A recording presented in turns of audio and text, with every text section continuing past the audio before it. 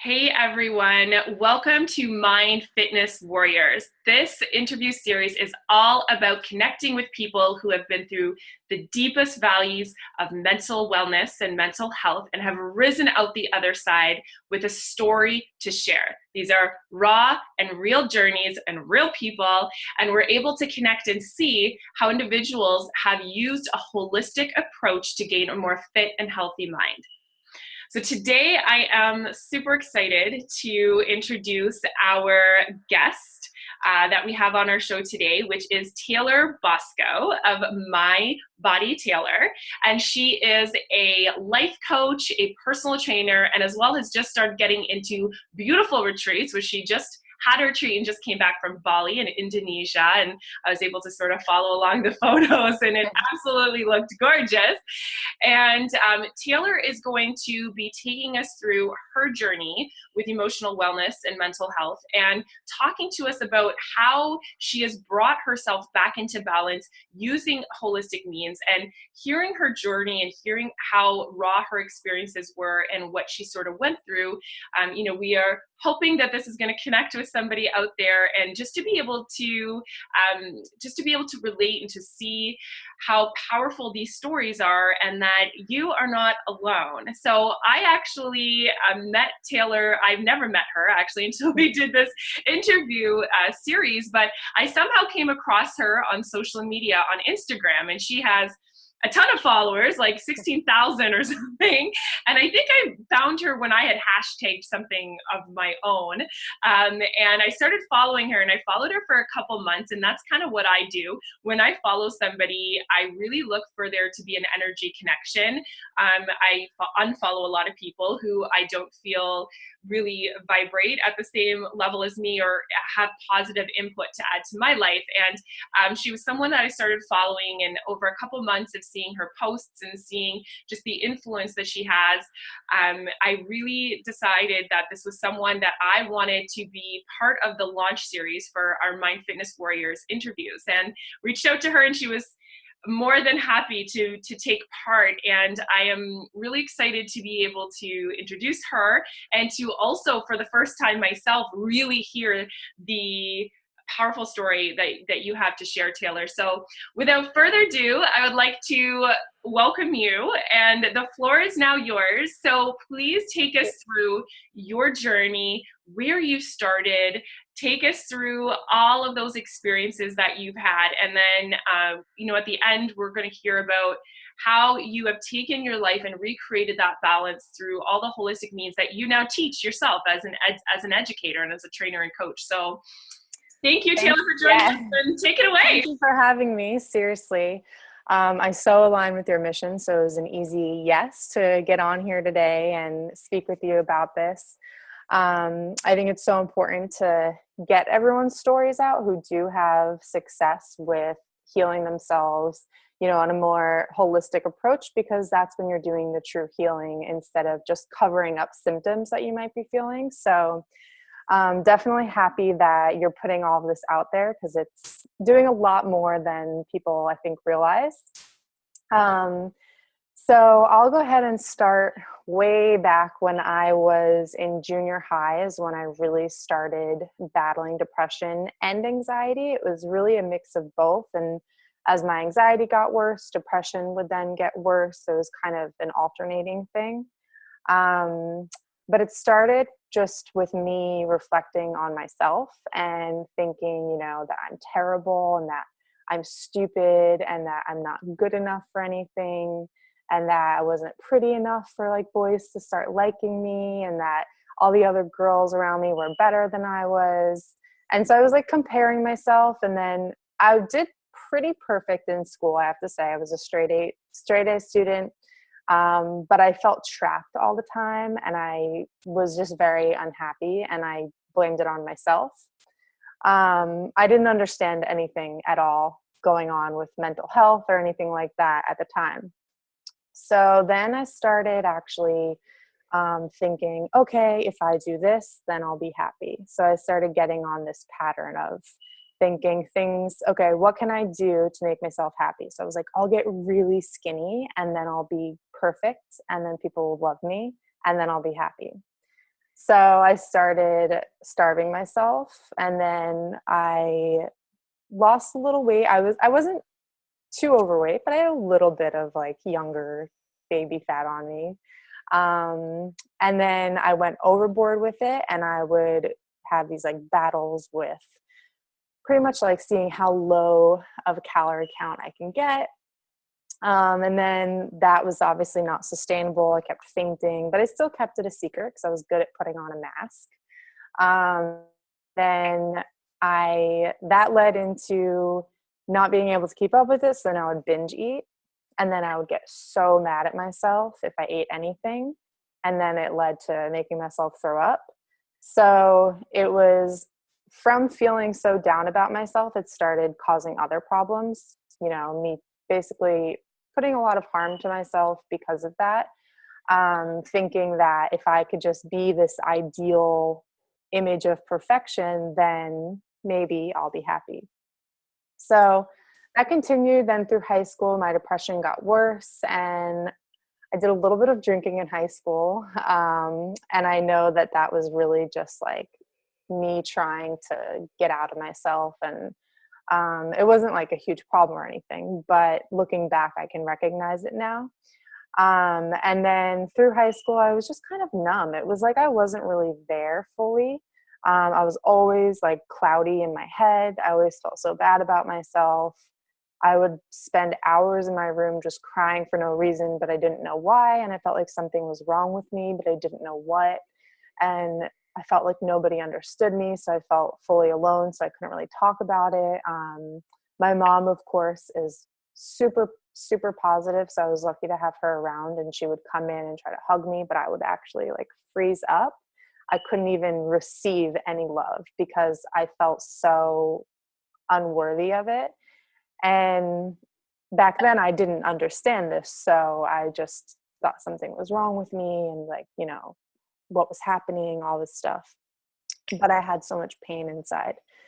Yet I wanted to help everyone around me, but I had no idea how to help myself. So I was like very much a giver, but too much to the point where then a lot of friends started kind of walking all over me because I would do endless amount of things for other people and not take into consideration what was good for me or not. Um, so then I started thinking about moving to California, and I was like, okay, if I move to California for college, then I'll be in this amazing place where the sun is shining all the time, and I'll meet cool people, and then I'll be happy. So it was a constant pattern of me finding things to focus on and dream about to get out of the reality I was in and not think about what was really going on inside me, to say, okay, if I can accomplish this, then I'll be happy. But of course, it's not the right way, because that chase was just never ending. So I did make it out to California for college, and I definitely was a little bit distracted by all the newness around me. So it was good for the moment. But after a few months, that started wearing off, and then my depression started kicking back in. I felt so much anxiety about going to any classes for no reason. I would just have this horrible, anxious feeling in my chest. I didn't want to go to school anymore. And I just felt like I wasn't good enough. People didn't like me, which I had friends. It didn't make any sense, but it was real for me. Um, and then, there was a huge college drinking scene. And so I would go out to these parties with my friends because that's just what you did, and would definitely drink too much alcohol. And then for like Monday to Wednesday, I would just be trying to get rid of a worsened anxiety, and my depression would go even deeper because alcohol will definitely do that to you if you're not already in a good, clear state. To the point where like I couldn't really exercise. So I used to exercise like here and there. I was pretty active. I liked running, but then with this horrible anxiety, it's like I couldn't even do that. And I felt like my body was just so full of anxiety that it was like shaky all the time, and I was just not in a good state. So fast forward to about a year, I was pretty much still going through the exact same things, maybe a little bit worse though. And then I had a little accident where I went to jump on a friend's back for a piggyback ride, and my legs went around his waist, but I missed with my hands and I went straight back onto concrete. And I actually got a pretty bad concussion, but my friends that were with me didn't take me to the hospital, which showed me some true colors there. I know it was a mistake on their part and I totally forgive them for that, but I didn't put myself in a good situation to begin with, but I couldn't see that because I was so clouded. And after that, my depression started getting worse and worse and worse. So to the point where I could not handle going to class anymore. I would just wake up in tears, go to bed in tears. And I just felt so alone and like my life was never going to get better and I was never going to be happy because I'm always stuck with myself. So then I decided to try antidepressants because I didn't know what else to do. Naturally, I always had, intuition telling me that that wasn't the right way for me. But I think at this point, I was kind of scaring myself because I never wanted to hurt myself, but I was okay with picturing that happening because I was not okay with living anymore, really. So I went on antidepressants and I actually left school because I didn't feel like it was serving me. I felt like it was just keeping me trapped and I wasn't learning much. Felt like it was a repeat of high school. And then I was so sick of the whole party scene and I felt like I needed to just completely separate myself from that. So I actually started working full time at a fashion showroom, just doing some like sales, which was good for me to get out of that college environment. I think because a lot of it these days is so based on that social partying scene, which could be very unhealthy for people. So I left school, I was on antidepressants, but it didn't make me happier. It just made me a little bit more numb. So I felt a little less sad, but it also made me hold on to a bunch of weight. So I started gaining a lot of weight and I was not eating bad. I was eating pretty healthy. I was trying to exercise when I could get myself to do it, which was probably only a few times a week. But still, I started holding on to this weight. I started getting these horrible inflammation problems. And I was still really sad. I was depressed still. And I was so tired all the time. So I was driving home from work one day and I actually fell asleep behind the wheel. And I had told my doctors that the medication was making me really tired, but they were like, well, that's just, a minor side effect of it. So kind of basically said that's just something you have to deal with. So I fell asleep and I woke up right before hitting a cement wall going 75 miles per hour. So I woke up literally in a swerve, like by the grace of God, an angel was with me or something, because if I didn't wake up in that exact moment and I didn't wake up like swerving, I probably would not be here right now. So in that moment, I was like, okay, I'm done with this because I'm either going to start listening to myself and trusting myself or I'm going to die. That's really what it was coming down to for me. So I was obviously very scared in that moment and I went to where I was going and I threw out all my medication, which I don't recommend doing. But yeah, don't we do talked that. about that on the last episode. We were like, oh really? Use a doctor to wean off. Yes, no, because that caused a lot of issues for me. So, but it was my way of handling it in the moment. So threw it out and I was like, screw this. I knew this wasn't the way. And there's a reason that I knew that, So it started like turning me on to my intuition a little bit. And I was like, I'm going to do this the natural way because I know that's the real way. And I naturally just kind of feel that way. So I knew that there has to be a reason that I feel that way. So I was like, I'm going to do whatever it takes. I'm going to read as many books as possible. I read hundreds of books. I started studying nutrition. I started studying the brain and how any inflammation in your brain is directly linked to anxiety and depression.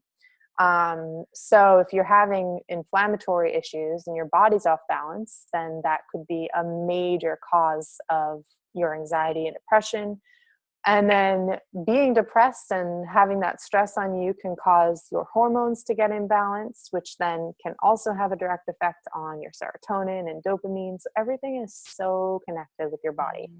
So I started learning a lot more about that. I had wanted to become a personal trainer, but actually my dad shut it down when I was younger. He said, "That's for losers. You know, what are you going to work in a gym the rest of your life?" And I was like, "No, you're not seeing like my vision. I'm going to have my own business with it, all this stuff." But I did put it to rest and I didn't do it.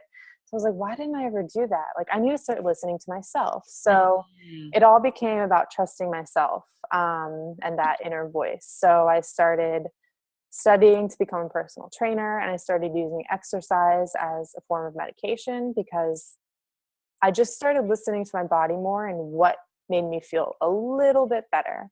Of course, it wasn't going to be some huge, instant change for me, but doing things that gave me just a little bit of relief, I knew were in the right direction. So I started just following that in any way that I could. I've always been into motivational speakers like Tony Robbins. So I started reading a lot of his books and any other books that I came across that were along the same lines of, being inspired and learning how to use life to work for you instead of having to live this like regular standardized life, which I think has always been a fear of mine. So then I made so much progress. I completely changed the way I was eating, making sure that I wasn't having anything processed and really being stern on myself with getting organic. So I didn't have pesticides. So I was trying to keep everything as natural as possible. And then I started personal training and I started, of course, working on myself with that first and exercising every single day, even if I couldn't get myself to do some like crazy workout, just moving my body for 20 minutes and getting my heart rate up enough to sweat was enough to get a little mental clarity. And that's really what I needed from it.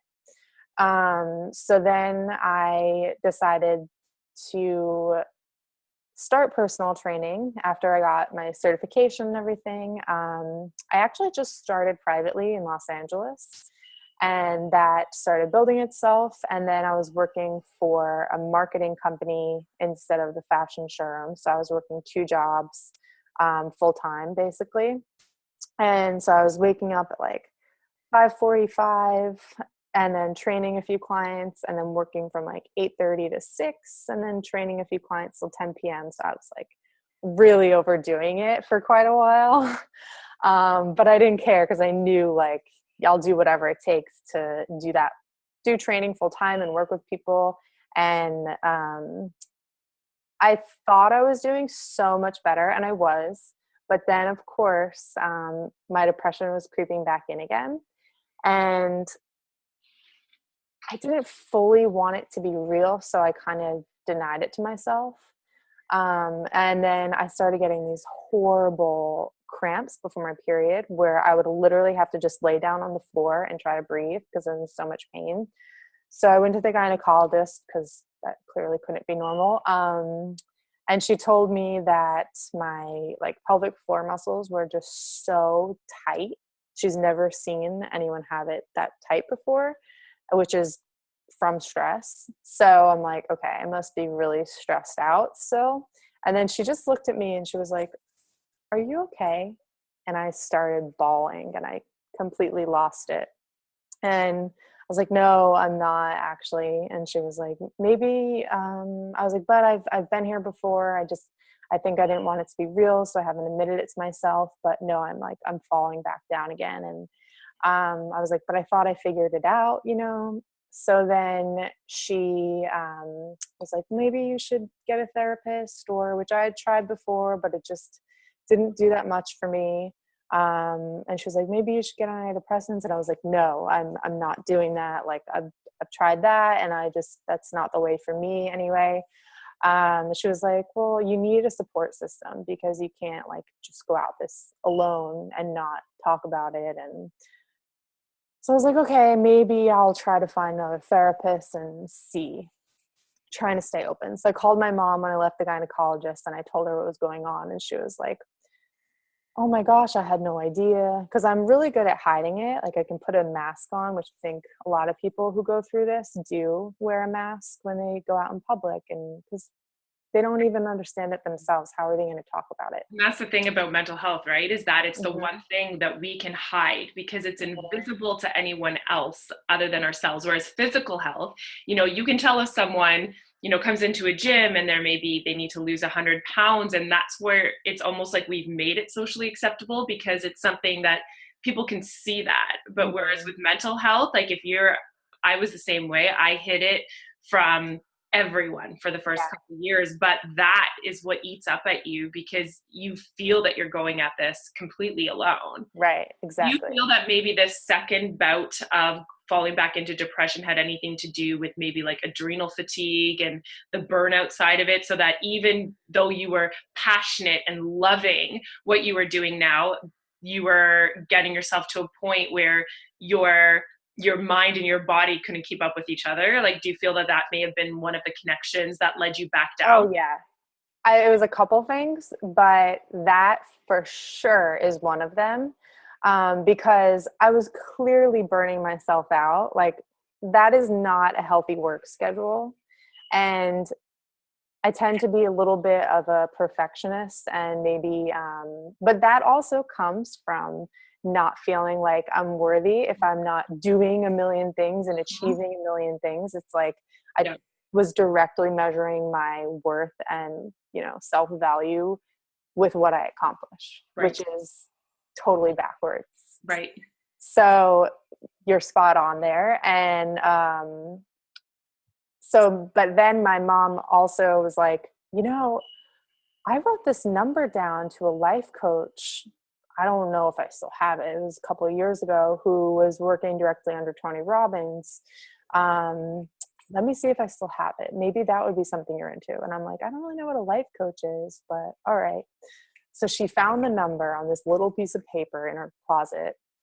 And so we called the guy, and he was like, I don't really do that much anymore, but because he does marketing now, but he's like, but let me just take this because this is so random. So we did like a trial call, and he literally opened my eyes to a brand new world. Wow. Like it was incredible. And I just knew that was exactly the direction that I needed to go in, and like the missing link to all the work I've done. I But just like, got goosebumps. You always know when you get goosebumps in part of a story that it's like, oh, that was the this turning is the point. moment. Yeah.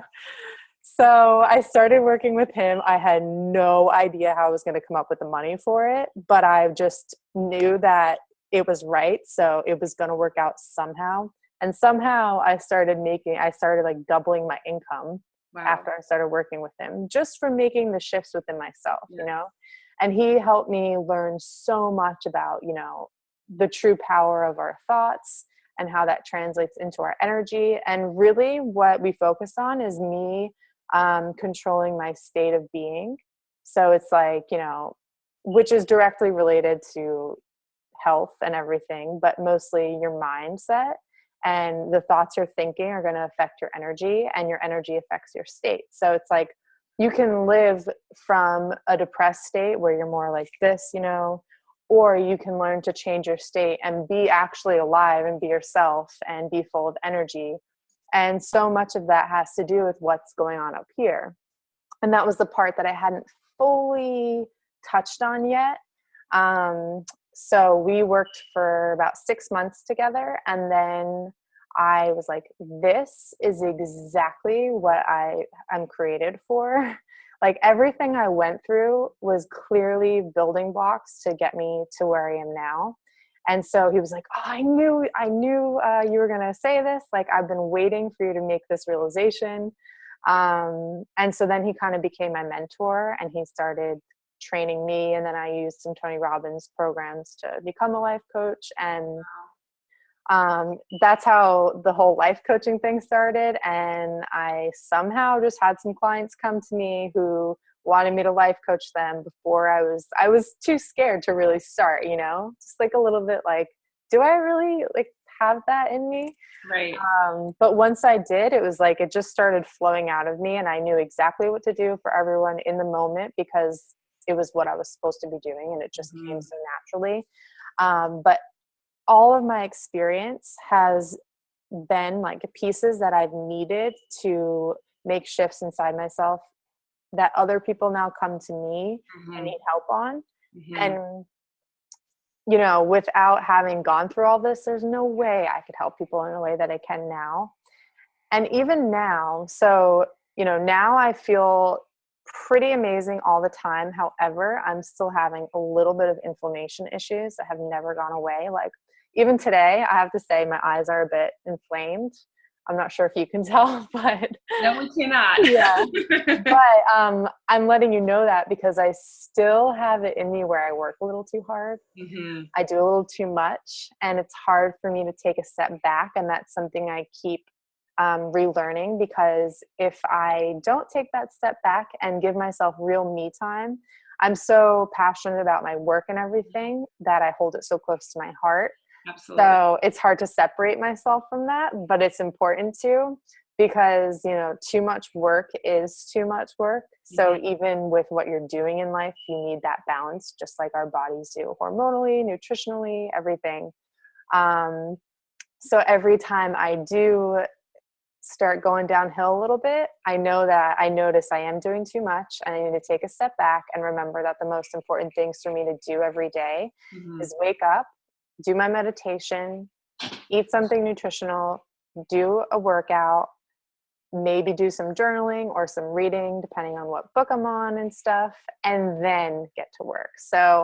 And it's powerful that you've recognized that now, where it's actually your anxiety or depressing like thoughts and, any trigger from your past now is your alarm. It's like your conscious mind sending you that alarm. It's like, Taylor, alert, we've been here before. Wait a second. Yep. And it is hard because when you are so incredibly passionate about your work and you're passionate about, and you are here to serve the former version of yourself. And the reason you were gifted with these most incredible challenges and came out the other side of them is so that you could have, that was your life tuition, right? That no one could teach you other than going through the experiences, so that you can be there to have those instinctual lessons to offer people now that you've merged it with your life coaching. And it's so true, because your subconscious mind will send you those triggers in the form of what was the most painful for you in the past. So it's like, here we go. Exactly. Again. You couldn't have said that better. And I was just going to say, like, with that too, even in our minds, it's like when you make shifts and you're like, oh, wow, I'm not doing that to myself anymore. I actually have a positive language going on in my brain. But then sometimes the old patterns creep back up. Yeah. And you can't get lazy with doing the self-work, honestly, because So one thing I do in the morning too is I have a gratitude journal. I've been doing this for like almost 2.5 years now, where I wake up and I have a journal right next to my bed. And the first thing I do as I open my eyes is I write down 3 things I'm grateful for. I actually changed the word grateful. Now I do 3 things I appreciate. So that way I focus right away on getting my thoughts in a positive direction, because when you wake up in the morning, I think is your most vulnerable time for your thoughts to go either in a negative pattern and start worrying about things, or in a positive direction where you can actually have an incredible day, feel good for your day, and be truly productive instead of a stressed, busy, productive that's not actually productive. And you can probably tell what kind of people go in which direction. For the person that wakes up and the first thing they do is grab their phone and they check any messages they've missed over the last 8 hours, right? Now they're working for someone else. Their whole mental state of mind and their emotional wellness is triggered to what other people need of them, what other people, and those responses. So I love that you're doing that. And one of the things you talked about at the beginning, you were talking, I feel like we have the same syndrome, because I had this syndrome growing up as well, which is GOTUS, and that is the grass is greener on the other side syndrome. It sounded like at the beginning, everything you were doing was the grass is greener on the other side, right? If I go to California, if I do this, I'll be happier. If I experience this, I won't be depressed anymore. If I could get this, I won't feel that way. So one of the big things I teach is how gratitude will actually shift the grass is greener on the other side to actually just loving on the flowers and everything that we've planted in our own garden. So have you felt that doing the journaling and those words of appreciation have really shifted you from feeling like you need something else to be happy to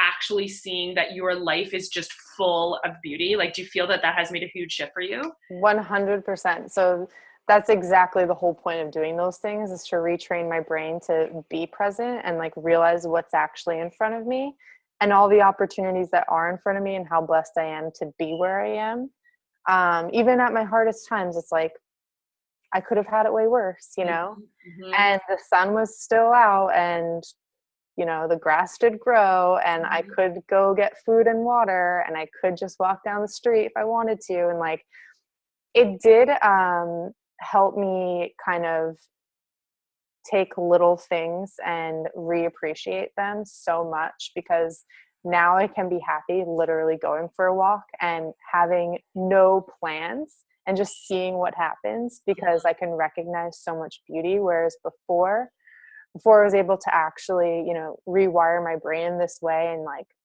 get that mental clarity back, I was so fogged up that if I went for a walk, I would be like this. I wouldn't see what's in front of me. I'd be thinking about whatever else I could think about in that moment, whether it's hating on myself or what can I do to like feel happy because I don't now, which was going to be a never ending chase if I never changed that internally. So powerful. So what would you say would be the message that you would give your junior self or your college self? What would you tell that Taylor? What would you tell that younger version of yourself, which is where some people might be today? You go back knowing now that you've taken this holistic approach to a fit and healthy mind and you're balanced and your triggers now, when those feelings of anxiety or those thoughts start to arise, you take a look at your lifestyle and you're like, oh, okay, where have I been off? Did I stop journaling? Did I stop eating the right foods? Like, you're able to identify those things now and bring yourself back into balance. But what would you tell that younger version of you, which could be a majority of our audience? What gift would you leave them with today? Honestly, be who you are. So to be present and trust your most natural self. Because when you can just be present, you kind of lose your worries of what's either in the future or what you're holding on to from the past. And without those things, you can be where you are. And with that too, the most important thing in life is how you feel. Because if you feel depressed, then you're going to be living from that state. And so you're going to do things to attract more things to yourself that make you depressed. And it's not going to change unless you change your state. So if you can get yourself to just relax a little bit and be okay and do whatever it is that helps you feel a little bit better, that's just going to attract more things to you that will help you feel even better. So it's like you really get back what you're putting out energy wise. So, I can talk about that for hours, but in just a few words, like, the most important thing is that you feel good. Yeah, that's amazing. Oh, I am so grateful for you today, for sharing your heart, for sharing your story and your journey. Um, it has, I feel that a lot of people are really going to relate to what you've been through, and it's so inspiring to see what you've been able to create for yourself now and for others, and the hope that you bring for others as well. So thank you so much, Taylor, Thank you for so showing much. up today and giving us Yeah. all of you, and sharing your journey. So we're going to pop up your social media platforms Okay. on the credits here. You'll have some upcoming retreats again, which are Hmm. all, anyone around the globe can attend these retreats. Yep. Your website, I'm sure, will have all of your upcoming retreats as they start to launch. And you've also generously offered a 10-minute coaching call, just a connection call with anyone, which they can get by hopping onto your website and Yep. linking up with your calendar there. And so we'll have your Instagram, your Facebook, your email, your website, always to get a hold of Taylor, which is Perfect. awesome. So thank you again so much. Thank you so much. It's been a blessing to have you on here. And to everyone else, catch our next episode as well. And if you want to reach out to Taylor, please do. And hope you all have an amazing day and week. And remember that you're not alone, and that there are so many stories out there that are inspiring, and that provide that hope for a better life. And know that this can be done all through holistic means of listening to your body, like Taylor was talking about. And you are your most powerful voice. So thank you guys, and we will see you soon. Thank you.